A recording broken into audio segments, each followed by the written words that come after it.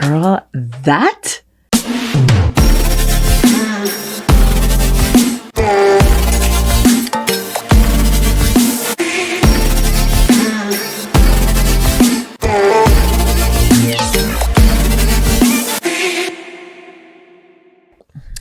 So hello, beautiful people. Welcome back to another episode of Living with Audacity. It is me, your host, Aisha.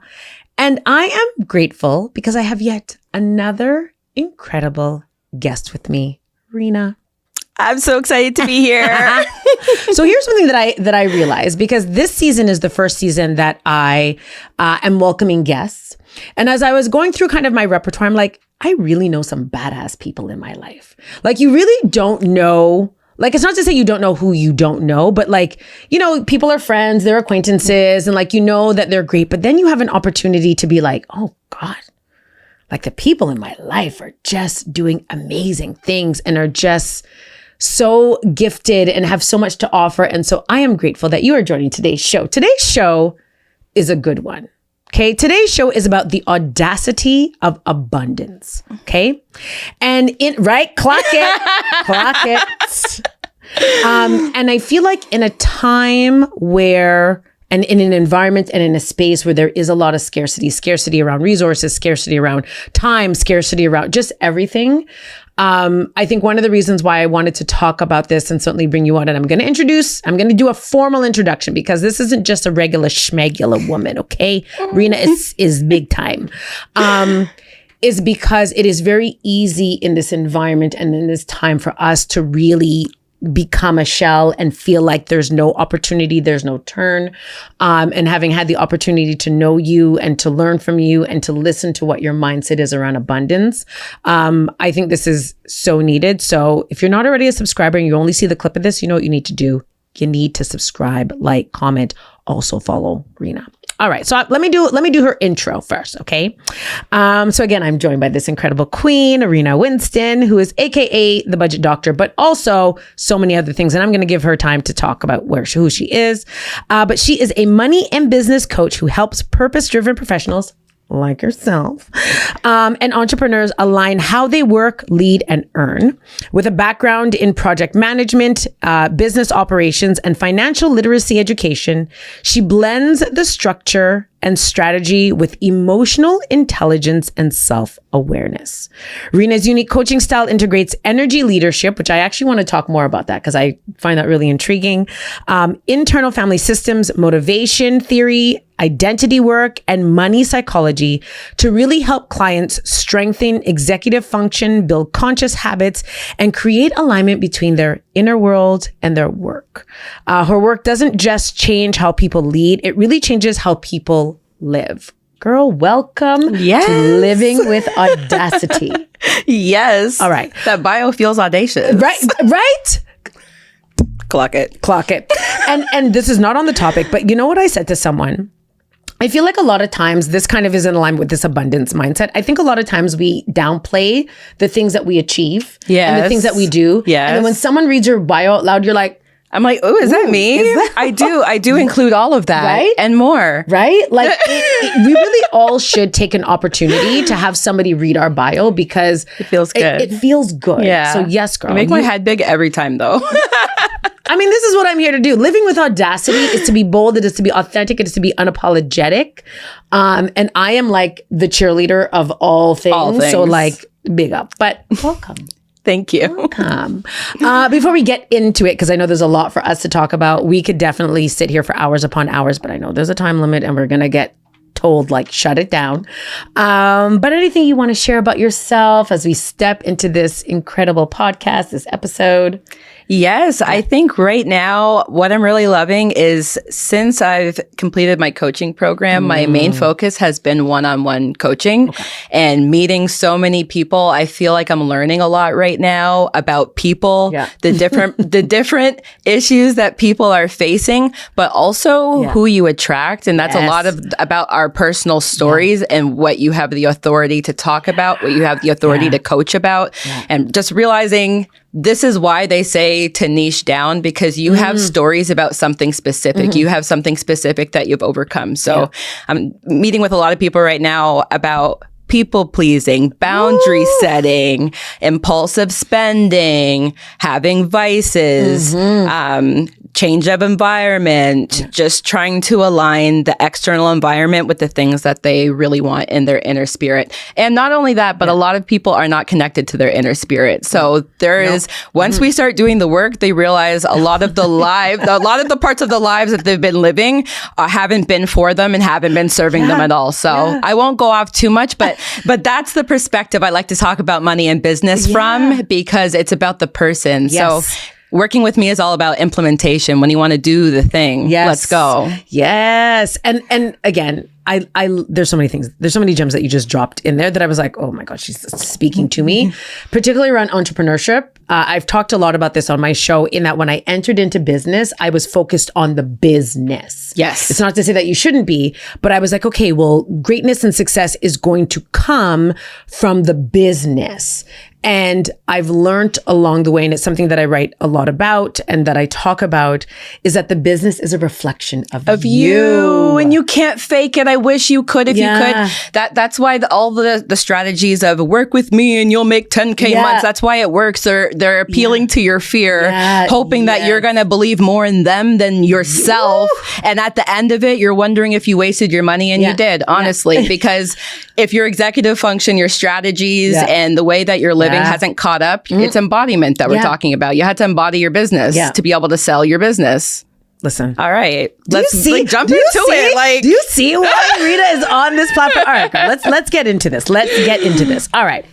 So the first question, and listen, you need to know that as I was prepping for this, I was like, there's so many things that I need to talk to her about. There's so many things that I want her to share. But the first one, when you hear the phrase, the audacity of abundance, what does it mean to you personally? What does it mean to you personally? Always doing the thing that other people wouldn't do that feels right to me. And when I hear the audacity of abundance, I think of every time I've wanted to make a decision in my life, my motto is tell nobody. Except my husband. You know what I mean? Like when we bought our house, we didn't even tell our moms we were looking for a house. We didn't even tell anyone we were visiting a house. Like that. And then we told everyone when we were on our second visit after purchasing. You know, it's like that. Or when I left my job, I left it first. I grieved it first. I would, because it's like you talk about it when you're through it, talk about it when you've overcome it. But I think of just all of the audacious moments that I'm like, they were for me. And that's what I think of. They were all for me and for the greater good. Like, of course. In the end, for the greater good, not to be like, so me. But like, it was audacious decisions to get my life in order in a way that it would be serving me and not serving the identity that I had been holding on to. I love that. And you know what? Again, when we talk about audacity, and it's something that it really is about the self first, our ability to show up and make the decisions. Like when we make decisions, it is about us. The secondary impact is on those that we love, our partners, our children, our family, our friends. And I think a lot of people make decisions based on, well, what is somebody going to say if I quit my job? What is my mom going to say? What is my partner going to say? Now, again, I like to offer this caveat. Don't be out here living in isolation and bulldozing through life and then be like, oh, Aisha and Rita said, that is for me. Don't do that. But I do think you bring up a phenomenal and fundamental point around audacity, is that it is connected to the self first. And when you satisfy the emotional and the mental and the spiritual and all those things, imagine how you're showing up, how you're engaging, how you're able to connect. Your energy tells on you. Your energy, that's the energy leadership that you said you're curious about. It's like, as you started talking about how people make decisions, that is energy leadership. It's the seven different levels of decisions that you have available to you at any time. But the lower your consciousness, the more victim thinking you are, the more conflict thinking you are, whether the conflict is external or within yourself, because some people think it means aggressive. No, some people are bullies to themselves, and that's conflict. And that is how you're dealing with life in every single circumstance, because how you do one thing is how you do everything. Listen. Listen, if you aren't ready, like just you better tell somebody to tell somebody. Right? You better tell somebody to go connect with Rena. But imagine, like, I think what just came to me is imagine now having access to that level of information about yourself and what the trajectory of your life could look like. Because again, much of this conversation is the fact that we are so driven by the scarcity mindset. Yes. And how that holds us back financially, emotionally, spiritually. And just listening to you talk, and that concept of the conflict even within self, right, is such a powerful tool. The more we know about ourselves, the more we're willing to be honest about our highs, our shadows, and honestly, keeping it real, the bullshit we tell ourselves. Yes. Is the more audacious you show up. Okay. Period. Right? Period. Okay, next one. So what role does self-worth play in how we approach money and abundance? Ooh, well, I feel like every topic we're going to talk about plays off the previous one, honestly, because it goes back to the levels of thinking and the levels of your consciousness. Because if your self-worth is low, you are probably looking at life through a victim mindset. Why is everything happening to me? I don't have a choice in this. I'm stuck in this position. I'm stuck in this relationship. I'm stuck in this job. I can't really leave. What do I really have if I go? Like that, that sort of cyclical thinking and conflict thinking happens with when your self-worth is lower as well, because everything is a fight. You feel like the things you do, you have to fight to get it. And you feel like just to even bring yourself to action sometimes that's the internal fight, right? And then there's even, if you go a step higher, it's the feeling of responsibility, but still your self-worth isn't the highest because you can't fully put your own needs first. You're in a stage where you're tolerating and rationalizing. And so those are our people who are like moderately stewards with their money, you know, like they work their jobs, they take care of their family and all of those things, but it ends there. And I feel like between those three levels, those are like, that's where inaction is. So self-worth, if your self-worth is lower and you're seeing life from those perspectives, you're not going to be taking action. It's going to be very difficult to make audacious decisions or to even see the opportunities that are in front of you to make the audacious decisions because you're so wrapped up in what's going on to you or around you at that given moment. Okay. I love that. Okay. No, and again, I think, so this is going to probably ruffle some feathers, but I say this a lot, and you just said it, in that there are some scenarios and some situations where people are very comfortable in that victim mindset, where it is easier to say, woe is me. And now listen, again, I want to offer that caveat. There are definitely situations and circumstances where, again, things are happening to us that we have no control over. So I don't want to diminish, again, those that are feeling trapped and stuck because of situations. But I also want to talk to the people that do sit in the woe is me and life sucks and all of these happen to me. All these things happen to me without taking a level of ownership around how you are allowing that scenario or that situation to overwhelm you, rather than being like, okay, this is what it is, but like, what am I contributing or not contributing? Because what I also say, and I say this a lot in coaching, is that some people are really comfortable and actually get something out of staying stuck. Well, and as you're describing it, I'm like, yes, two things can be true. Two things can be true. We cannot always control the cards that we have been dealt in life, which is why when I'm doing money mindset presentations, I normally start with power and privilege, looking at the different parts of someone's identity, which parts are more likely to be considered marginalized, which ones are considered to be the ones that hold power. And the more knowledge you have about the parts of yourself and the cards that you were dealt that you can't change. I can't change that I'm Black. I can't change that my parents weren't born here. Like there's certain things that you can't change, but there's a lot that's within your power. So two things can be true. You can sit in it. And when you talk to people who have reached a high degree of success, usually there's a cost to where they have been that you don't want to experience. You don't want to. There was a part in their life where they could have been like, woe is me. Or they could have been like, like, think of the people in business who have already been bankrupt. Yeah. Yeah, right? They've been bankrupt and then now they're on their second business. Yeah. They're not letting it hold them back. They're not letting it be the scarlet letter. It's a difference in mindset, and it's upsetting for people who are in that mindset. Yeah. If you want to stay there, then this conversation is very triggering because the response is, but, and there is a million buts, honestly. Yeah, and I can, obviously, we all empathize and we all have been through things, you know. We could all talk about the different scars that we have in our lives that have brought us to even be in our businesses. Because it goes back to what you've been through, the walk and the authority of it. Yeah. So that's why I sit in the, two things can be true. We can cry about it. We can grieve it. We can get honest about it. But we can also talk about how it shaped you and how you're taking the different lessons from what you've been through to move forward. Yep.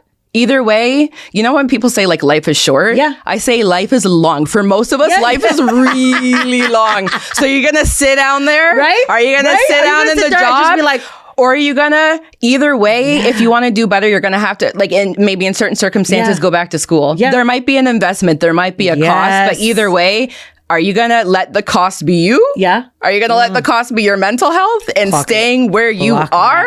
Or are you going to let it be the debt that is a material thing that you can make a plan to overcome and make investments in yourself no matter what background you come from? Girl, when is your next workshop? Where is it? And like, them sign up. Okay, sign up. Again, so many gems in that. And interestingly enough, a few weeks ago, I had my trainer, also he'll be a guest, Derek. And one of the things he talked about, very similar to what you talked about around like fitness and goals. And he's like, listen, the things that you want require a level of sacrifice. Yeah. You're going to have to sacrifice something that likely is not good for you, but brings you pleasure and satisfaction. Yeah. And when you said what you said, I was like, it's the same thing. You can stay stuck. You can absolutely stay stuck, and it might be comfortable, but what you're seeking requires sacrifice, and that sacrifice is a change to that status quo of just the woe is me and just sitting in it, as opposed to just being like, okay, what did I learn from this lesson? And I love that example about those that are bankrupt. People that are bankrupt 5, 6, 7 times, but yet have $1 million businesses. Yes. There's one who's running a country. Right, unfortunately, You know what I'm saying? But I digress. Yeah. But from a business perspective and from a recognition that audacity and greatness is the reality versus the hardship is what keeps someone going back for more and then still being successful. Yes. People who have millions have lost $1 million at some point in their life. Yeah. And everybody will say once you've been through something once, like those same people are like, oh, okay, I've learned the lessons. I can build it again. It's a difference in mindset. Yeah. It's just like, okay, that already happened. Am I going to stay in it? Yeah. Okay. So here's another one. So for someone who is just starting kind of their money mindset journey, and I think a lot about this with young people, because again, you know, we see the housing market, we see life, like kids aren't moving, they're literally staying with their parents. But for anyone who's just starting their money mindset journey, what's one simple but powerful first step? Like what's something that they can do? And you know what, I shouldn't even say just young people, because there's some of us, like you said, depending on life circumstances, someone's taking a next journey when it comes to that. But what is a powerful first step that someone can make? I'll tell you one of the most common things that I see in front of me in sessions is someone who will not slow down. So when we think of like a first step, we don't want to think of that as a first step because it doesn't feel like action and it doesn't feel that satisfying at the time. But when you start to slow down, you realize all of the different patterns that connect to each other. And then I would say question everything until you're almost like a skeptic about what's in your environment. Because if you want to change things, you have to be fully aware of how your environment is a mirror of you. But you can only do that if you slow down. I don't know if some people want that, right? To your point. Honestly. So slowing down and questioning everything. There's like what's true to you and then what's capital T truth. Yeah. Because what's true to you might be true to the people in your environment too. But as soon as you step outside that box, you realize, oh, hey, my perspective was actually really small about this one thing and I don't know that much. Yeah. And that's a humbling moment too. right? Yeah. Yeah. Yeah. I think, I laugh because, I have 3 kids, right?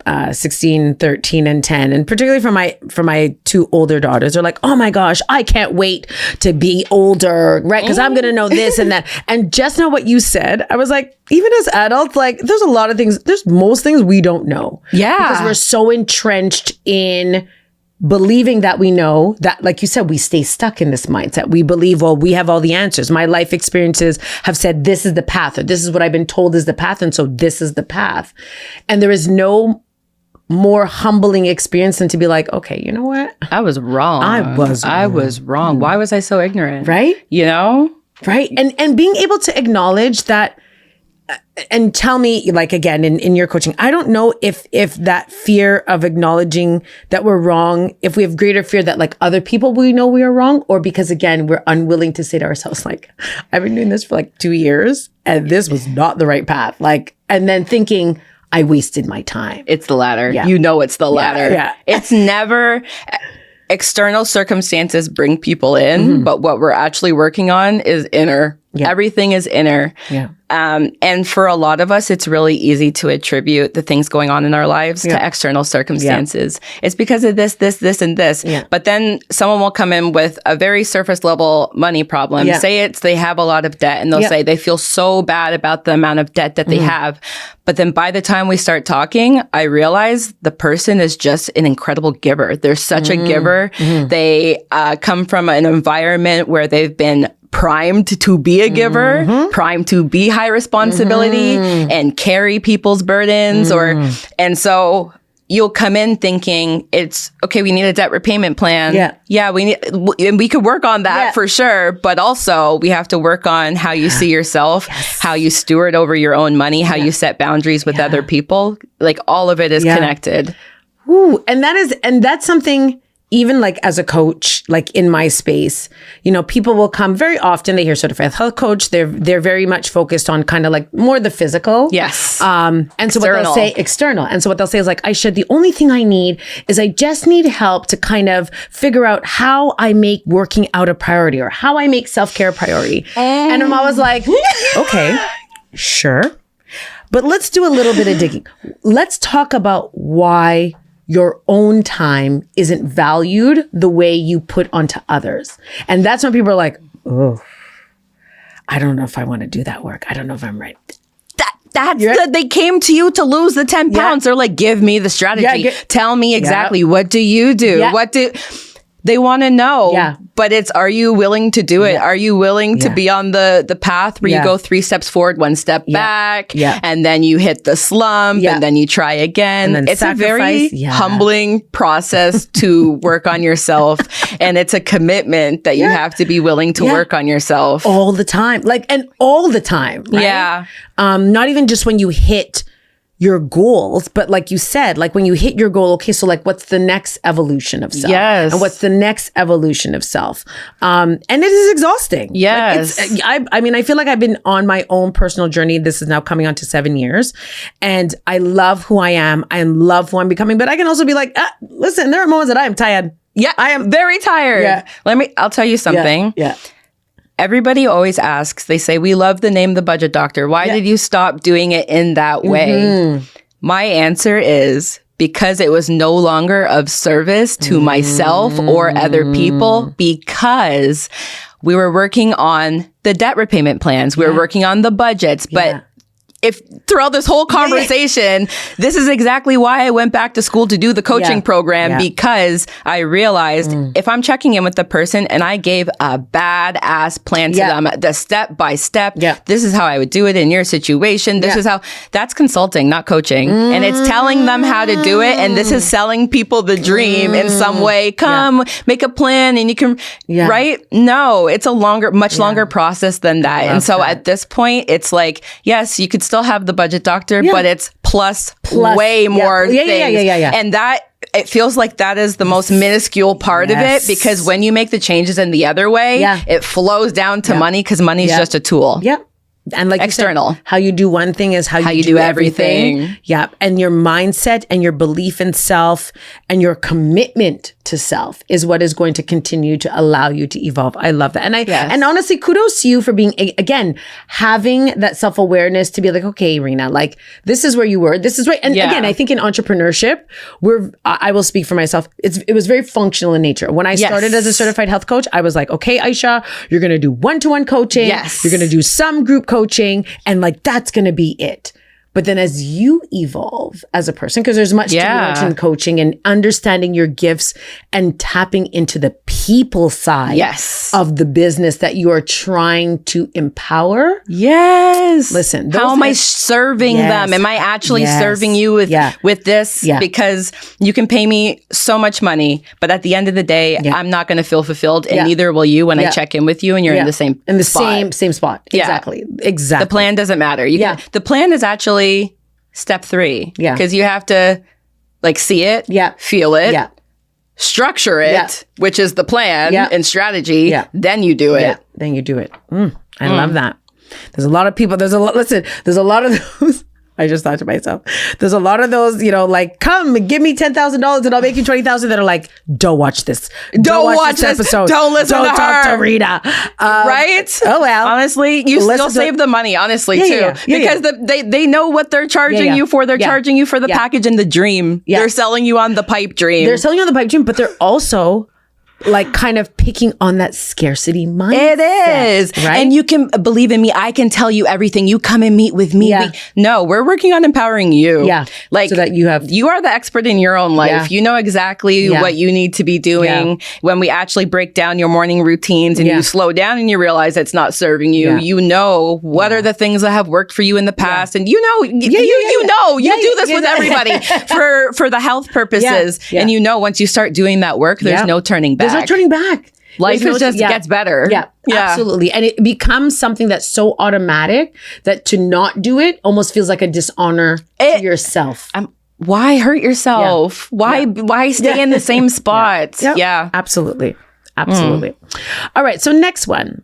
What conversation? Because this, I think, what's also important, and it's definitely something that I've probably tapped more into, I'd say the last year and a half as my kids have gotten older, and I was sharing, I can't remember on what podcast or with who, that for me, I'm in a place now where I am shifting, I feel, from parenting and doing more mentoring coaching, right? Yes. Especially with the older girls. Yes. My son, I'm still parenting. But this mindset, this audacity of abundance and removing that scarcity mindset, right? Our young people are also deeply immersed in like, if you don't have this and if you don't look like this and if you don't talk like this and right, like it's almost worse, I would say, for them. So understanding again, like we are, for most of us, like we're within a family unit. What conversations do you think families, communities, or even couples should start having to break free from this scarcity thinking? Ooh. Okay. And especially when you're from communities that have been in survival and scarcity thinking, we don't often think about our jobs. We think about our jobs as like a job and like a means to survive. Yep. But if you start opening up the conversation to how exactly is the job serving you and where you want to be, like that one question in itself will make you consider what you're doing at the job. Yep. This is when we start talking about like quiet quitting. Like quiet quitting doesn't serve you. It can serve you if you need it in that one season and you're not doing that well. But in the long run, if you're trying to improve your life, that won't help you. You need to ask yourself, is staying in that job helpful for you or is it detrimental? If you're quiet quitting and going home and scrolling Netflix, then you're probably also impulsively spending because it's a disassociative type of living. Yeah. I can't even remember the question. No. Well, my question. No, but listen. I'm like, you're gonna make me go off today. No, that's right. Go off. Listen, girl, go off. Go off because the people need to hear it. They need to hear these conversations. But my question was, what conversation? Should families? And we started to talk about community. And always, I go to our community. Yes. I love my community. I love my Black people. We don't question each other enough. And be like, why are you okay with this? Yeah. Here's an example. Talking to someone. Maybe they're working in a law firm. I don't want to expose the actual industry. So maybe they're working in a law firm. And then they're a legal assistant. And then they're telling me, Yeah, but now they let me do law clerk work. Yeah. This is like, it feels good. But you're not thinking about the fact that you could go back to school and make the money of a law clerk, but you're just excited about the fact that you have that responsibility at the job. Yeah. And this is how our jobs can kind of dupe us into gaslight you into feeling responsible, feeling like you're that girl. Yeah. But really you're underpaid and in the wrong environment. And like, you've outdone your time. Yeah. Those are like the biggest signs that you've outdone your time. So it's still like the conversations, what conversations do we need to have? It's talking about career in this way, talking about jobs in this way. It's like, girl, are you going to do this for the rest of your life? Yep. You're complaining about the job now at 40. So if life is long, going back to the life is pretty long for most of us. If life is long and you knew you had another 20 years, are you going to do this? Yeah. What are the costs to staying there? And so, because I feel like, financial conversations stem from what we do for a living, which comes from our purpose. Yeah. And if all of those things don't connect, you're not going to be able to break it. No. Yeah. That will be a long, and 20 years is a long time.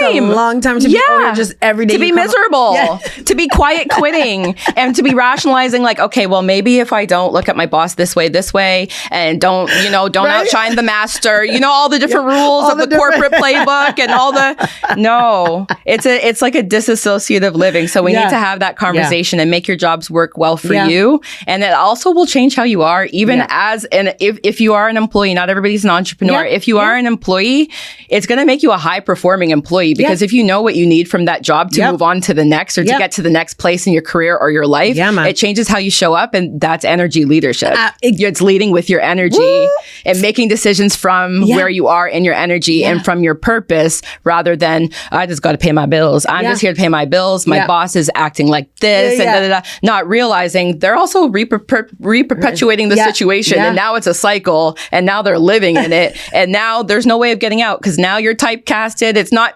it all goes like together. It all goes together. Yeah. And again, listen, I don't even know where to start because there's so really I'm just like, my brain isn't even mine right now. Like, this is flow. Gem dropping. I'm like, which do I talk about? Do I talk about this? Gem.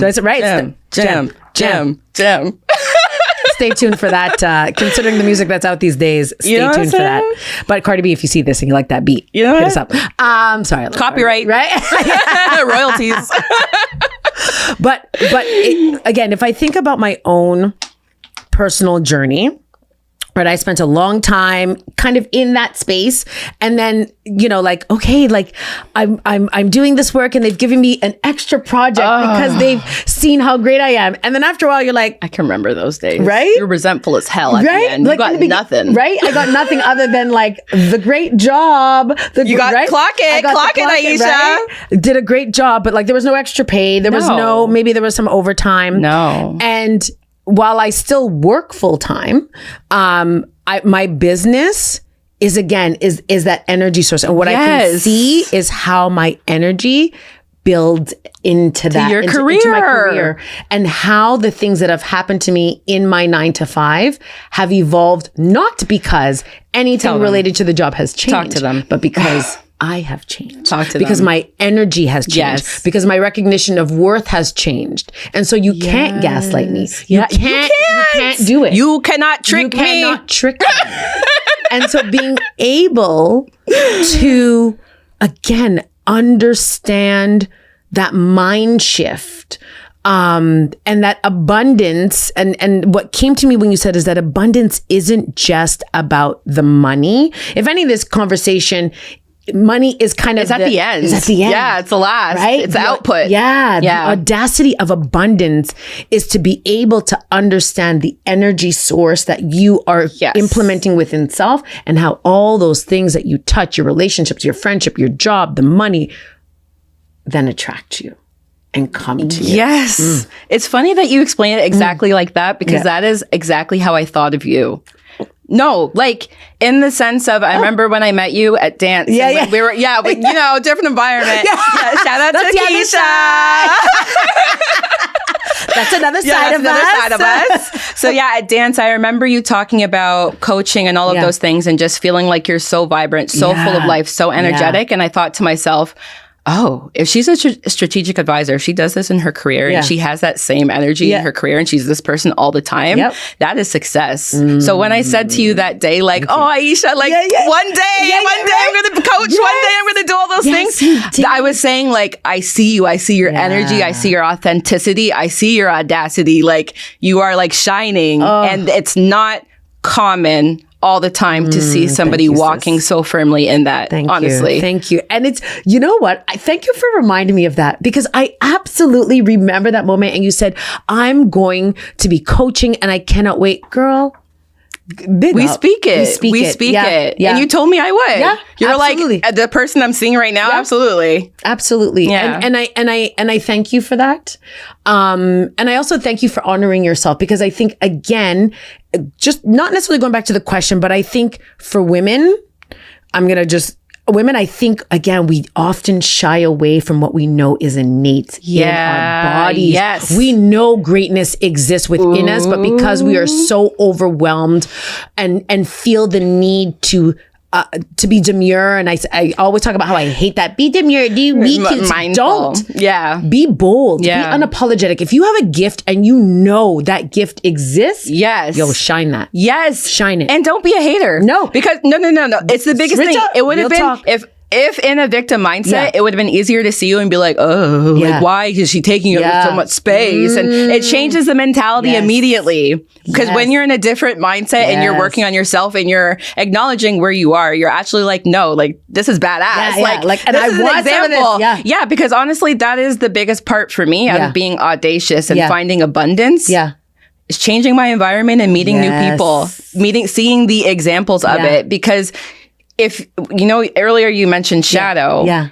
If you know that you have a tendency to be a jealous person, ask yourself, why are you jealous? Yeah. And then work towards that thing. It's not even about the person. It's always about you. Self. It's always about you. So when I'm scrolling on Instagram, the comparison trap, and I'm like, aw, I'm like, oh, okay, what is at the root? Oh, I want to speak on bigger stages. Yeah. All right, then, bet. Bet. Figure it. I'm on my way. Yeah. Like we could be friends. Yeah. But how can I help you? Yeah. But I love that. And if more people thought like that, but again, I think it goes back to one of the things that you said was around that external focus. Yeah. Oh, look, well, she has this and I don't have that. Oh, it's probably because they did this and they did that.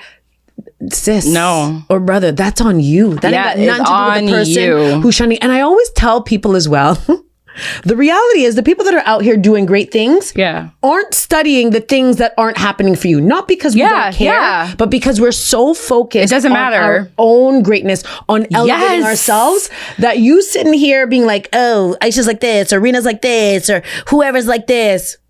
Your day will suck. Still. Your day will suck. Yeah, still. And I'm not thinking that way. No. It's not helpful for me. I'm thinking about, all right, if I'm scrolling, I want to be on the bigger stage. Yeah. And then literally that leads me to ChatGPT, like what organizations match well with my business? I want to start speaking up. Listen, and we don't have time for the comparison. No, not at all. And mutual energy, like what we're doing right now, we're plugging into each other. Yeah, it's a mutual plug-in. Yeah. Like, I gain so much every time I talk to you. You and me both. Like, you the gems. Yes. Listen, it's a vibe in here. It's a vibe. Okay. One more question, and then I'm going to do a rapid fire. Oh, Lord. Oh, no. Yeah. Okay. No, those are fun ones. Okay. They're always fun. Fun. No stress. So if you could leave listeners, and listen, if you watch this podcast and you haven't come out with at least 5 different mindset shifts, I don't know what show you were watching. Okay. Watch it twice. Watch it 3 times and then pass it on, and then send it to the people that you know are operating in the scarce mindset and say, please, just listen to Rena and Aisha, even just but for 5 minutes. Say, I can relate to this so much, girl. Right? Listen to this. If you love your friend and you love your people, you will share this. Like, send this to your mom. It's not for you, right? But for them. For them, right? So if you could leave listeners with one affirmation or mindset shift around abundance, what would it be? And I know you have tons, but what would be one? Ooh. All right. I am living in the evidence. Because every single time I say to myself, oh my gosh, I've never done this before. I'm so scared. Like, are the clients going to come? Are the da-da-da-da-da? I think to myself, when have I ever spoken something out loud and meant it and had it not come from me. No matter how delusional, because even like I brought up the house thing, Yes. we didn't tell anyone because it was so nonsensical, the buying of my house. Yeah. No, it was nonsensical. We sold our condo for the highest sold price since the pandemic for a condo, and then bought a house for the lowest sold detached home since the pandemic. Like the nonsensical things that when you tell people things don't work out. Yeah. So I am living in the evidence. I don't need to ask anybody. Faith is more powerful than proof. All right. Listen. You know what this means, right? Clock it. Clock it. You're already living in the evidence. What are you sad for?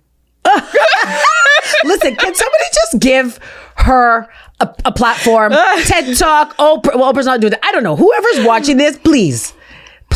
Because you know what people need in life? They need a Rita that's be like, listen, I love you, but let me just help you erase again the bullshit that you're telling yourself. Yes. And let me keep it real for you. Sign on. I send voice notes. Yep. Yes. Like I send voice notes. I'm like, good morning. Last week you told me that you were gonna.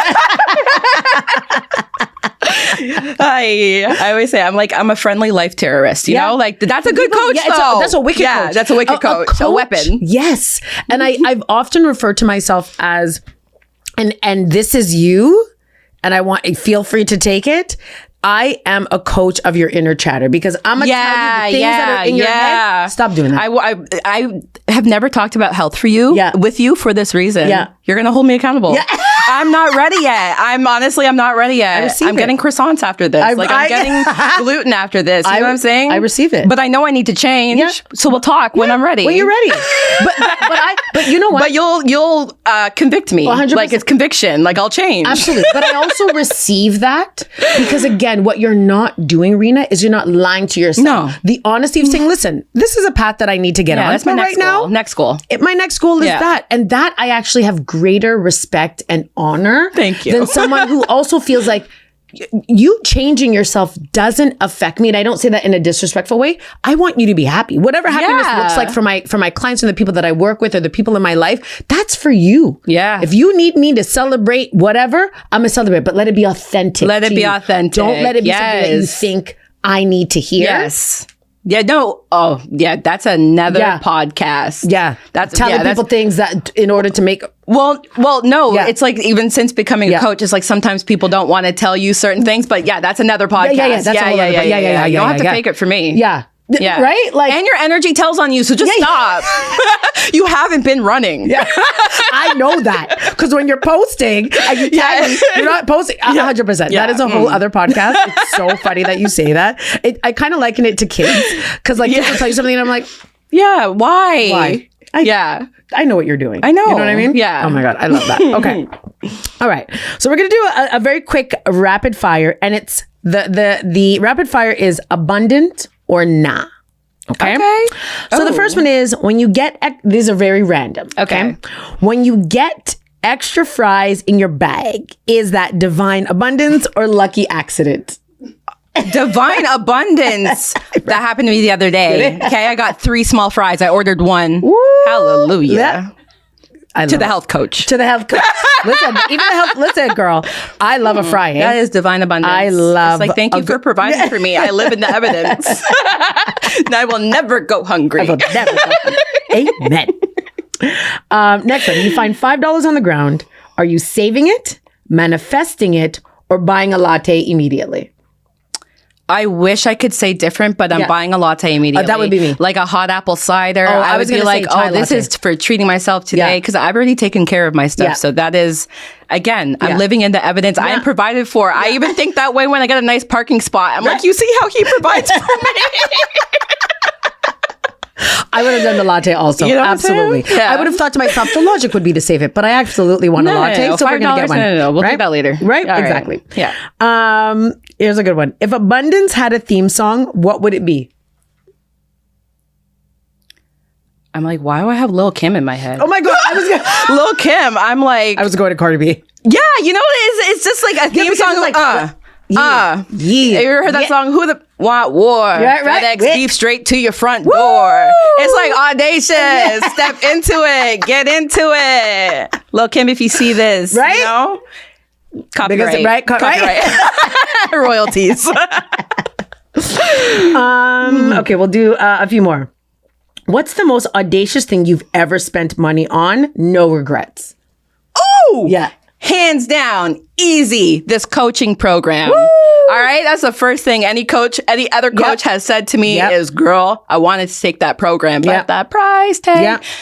Honestly, I live in the evidence of investing in myself. Yep. This program was the best thing that ever happened to me. I receive it. When you take even when you take a coaching program, it changes you. Yes, it does. They make you go through the methodologies. So when I'm talking about it, I'm like, no, I really know it because there was tears. Like they put us through the modules and made us do the hands down best investment that I have ever made because it gives me something to stand 10 toes down on, and you cannot take that away from me. And that's a different conversation because that was someone had to tell me and have a conversation with me and say, what are you doing? Like, if you're not happy doing this, what are you going to do to get to the next level? You need to go back to school. Yeah. And you're like, okay. And it was someone outside of the community. Yeah. So it goes back to the conversation about calling people out on what they're doing in active time. Yeah. And then responding in a way that isn't like, what are you talking about? But more like, and at first you will respond that way. Your ego will be like, I'm already educated. But it's like, no, not in this realm. Go be a master of something. Oof. I love that. Two more. So number one, if abundance was a person, would they be chill and grounded or extra and fabulous? Chill and grounded. Yeah. Chill and grounded. Yeah. People who know, just be knowing. Yeah. Just be knowing. Yeah. Just be knowing. Yeah. Like you see them, their presence, their energy carries them. Yeah. You can think of people as soon as you start describing that. It's like, oh, this person just walks in authority. Yeah. No, the loudest person in the room was it's like opposite of BDE. Yeah. SDE. You know, it's just like, you just know the person's insecure. They want to be heard. They need to be, all those things. things. Yeah. Amazing. I love that. Last one. Complete this sentence. Oh. The most abundant thing about me is... my intuition. Oh, no. Like, hands down. Hands down, if there's one thing, I'm always big about owning your superpowers. Yes. When I say I'm clairvoyant, do not listen, don't be like I could walk into the room and just tell you this because of this, and I just be knowing. Yep. Just be knowing. There's a lot of people out here like, oh boy. From a photo. Anybody in my life knows when they're telling me something and I'm like, show me a pic. Yeah. It's like show me makes sense because I don't know why. It's just everybody has their thing. I can see the thing so clearly that is what I love the most about coaching is honestly sharing that gift and being able to share it through the medium of coaching. You know what? I love that because I feel like maybe not to the degree of your clairvoyance, but I always have friends that are like, Aisha, you clocked it from before. And I was like, I know. Yes. I felt it. I could see it. I listen. I observe. And it's not that it's negative. It's just observant of the things of how people show up, what they say, what they don't say, the way they interact, the way they... And I just sit quietly. I don't need to necessarily tell you, but for me...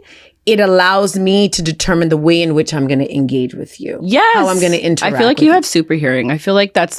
Yeah, I feel like you're that one. Yeah. No, I am that. Yes, see the intuitiveness. I clocked the good hearing and Aisha. I know you're the one where if your kids are whispering downstairs, and you don't even need to know what they're saying. You already know. You're just like, whatever you're thinking, you know? Like, because you could just hear the... It's so funny you say that because I can remember when they were smaller, they were in a room, I don't know, before I had my son, the two girls were doing something and I was like, girls, da-da-da. And they're like, how did you even know? I was like, listen. Yeah. I told them I said, mommy knows everything. Everything. If you speak it, Aisha heard it. Yeah. For me, if you don't speak it and you're thinking it and your eyes say it, you better close telling the truth. You better close your eyes and shut your mouth around Rena. I'm gonna tell you that. Close your eyes, but your shoulders will give it away. You know what I'm saying? You know what's so funny? I'm just thinking everybody ought to go for that now meets Rena's gonna be like this. No and blinking. they'll tell me something and be like, I'm not going to show you a photo. No blinking. Yes. No movement. Shoulders down. Oh my God, that's so funny. That is so funny. Oh, this has been the best. This is like, please. Oh, like, listen. this filled me today. Listen. You just need to know. There's another. This is not over. This is just the introduction of our opportunity to connect, but not just on this podcast. The beginning, Aisha. We've been together for a while. Yeah, but that was like beginning. I just said that. I was like, we've been referring me. We've been. Please, I see you everywhere. Yeah, I know. We just and I love that. I love that's a good sign. Yeah. Green flag. And I'll tell you what's even funnier is that we buck up on places like in the most, not even in random, just how our energies. Dance class, here, workshops. Walking in, to do a workshop in a random high school. Oh, is that Aisha? Are you here today too? I was like, oh my God, are you doing Friday dance class with Lakeisha? Yes. Woo, girl. So before we close, is there any one last thing you want to share? Any upcoming workshops, things that you want people to know where they can find you? I mean, I'm going to post it, but yes. Connect with me over Instagram. I spill a lot of real stuff on Instagram. Honestly, it's about value, but it's also just about talking and feeling validated, feeling seen in content. I have free resources in my link in bio, all of the things. And you can reach me at rena@unravelingclinic.com. I would love to connect with you. Yeah. And my Instagram is unraveling with Rena. So connect with me. Would love to chat. Even if just to say that part of this conversation resonated with you, let me know. Yeah. It had to. Yeah. It had to. And I want to know. Yeah. I do want to know. Yeah, we absolutely want to know. Girl, I don't even know what to say. I mean, thank you. There's no way to close. Yeah, right? Like, I feel like Shireen just needs to just shut us off. But, right? No, but I just... 5 minutes remaining. She did. She did. But thank you. Thank you, not just for the gems that you drop, but just thank you for honoring who you are. Thank you for showing up just as your whole self. Because again, I believe energy attracts. I believe when we have an opportunity to connect with people who are affirmed and confirmed in who they are, it allows us and reminds us around the importance of doing the same. We are very much overwhelmed again in an era, in a community, in a situation where again, we have to be all these things so that people can be comfortable with us and they don't feel overwhelmed by us and da-da-da-da. Let me tell you, bun that. Okay. Like honestly, life is too long. Life is too long. I love that. Life is too long. And at the end of the day, the same reasons that people dislike you are going to be the same reasons that people like you. So you might as well be authentic. Step into it. That's another conversation about the inner child and the abandoned personality. Because your money making is in that identity. So that's another podcast. All right. Stay tuned. Stay tuned for Rena when she comes back. But please make sure you follow her. Please make sure you like and subscribe, comment, share, do all the things. Give us feedback on this episode. Girl, thank you. Thank you. Be audacious. Be audacious. This is another episode of Living with Audacity. Take care. Be bold. Be authentic. And be unapologetic. Yes.